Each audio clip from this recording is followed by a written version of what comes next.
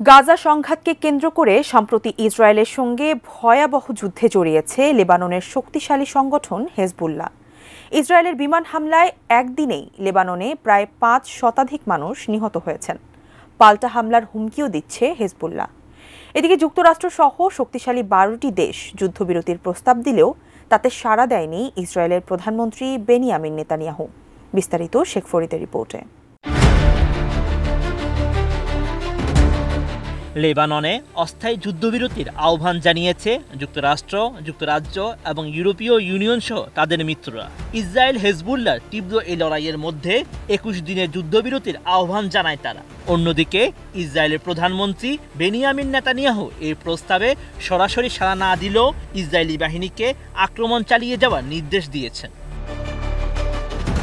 এদিকে যুক্তরাষ্ট্র ও ইউরোপীয় ইউনিয়নের তরফ থেকে আসা যুদ্ধবিরতির প্রস্তাব প্রত্যাখ্যান করেছে ইসরায়েলি পররাষ্ট্রমন্ত্রী ইসরায়েল কাটজ। এই বিষয়ে সামাজিক যোগাযোগ মাধ্যম এক্সে দেওয়া এক বার্তায় ইসরায়েলি এই পররাষ্ট্রমন্ত্রী বলেন, লেবানন সীমান্ত সংলগ্ন দখলকৃত উত্তর ফিলিস্তিনে কোনো যুদ্ধবিরতি হবে না। ইসরায়েলি বাহিনী সমস্ত শক্তি দিয়ে হিজবুল্লাহর বিরুদ্ধে লড়াই চালিয়ে যাবে যতক্ষণ না তারা বিজয় অর্জন করছে। কাটজের এই মন্তব্য লেবাননের প্রধানমন্ত্রী নাজিব মিকাতির আশার বিপরীতে এসেছে। মিকাতির আশা, শিগগিরই একটি যুদ্ধবিরতির মাধ্যমে পরিস্থিতি নিয়ন্ত্রণে আনা সম্ভব হবে, কেননা ইসরায়েলি হামলার জেরে লেবাননের হাজার হাজার মানুষ তাদের ঘরবাড়ি ছেড়ে চলে যাচ্ছে।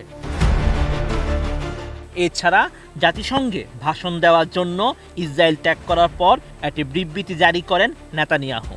এতে ইসরায়েলি বাহিনীকে পূর্ণ শক্তি দিয়ে আক্রমণ চালিয়ে যাওয়ার নির্দেশ দেন তিনি। কোয়ালিটি সম্পন্ন আন্তর্জাতিক মানের CMT 500W CSRM committed for better still. Israeli বাহিনী জানায় তারা বেকা উপত্যকা ও দক্ষিণ লেবাননের হিজবুল্লাহ লক্ষ্যবস্তুতে নতুন করে আক্রমণ চালিয়েছে। ইসরায়েলি বাহিনী ২৬ সেপ্টেম্বর সকাল থেকে বেশ কয়েকটি এলাকায় হিজবুল্লাহর ঘাঁটি ও অস্ত্র গুদামে আক্রমণ চালিয়েছে। এর আগে লেবানন যুদ্ধ নিয়ে নেতানিয়াহুকে সতর্ক করেছেন তুর্কি প্রেসিডেন্ট রিসেপ তাইয়েপ এরদোয়ান। তিনি বলেন, ইসরায়েলের ধারণা যে তাদের থামানোর কোনো শক্তি নেই। তারা যে অপরাধ করছে তার জন্য নেতানিয়াহুকে জবাবদিহি করতে হবে। সম্প্রতি জাতিসংঘ সাধারণ পরিষদের অধিবেশনের ফাঁকে তুর্কি হাউসের এক বৈঠকে এমনটি বলেন এরদোয়ান। তিনি বলেন, ইসরায়েল নতুন করে লেবাননে বেপরোয়া গণহত্যা চালানোর পরিকল্পনা করছে। Sheikh Farid, ATN news.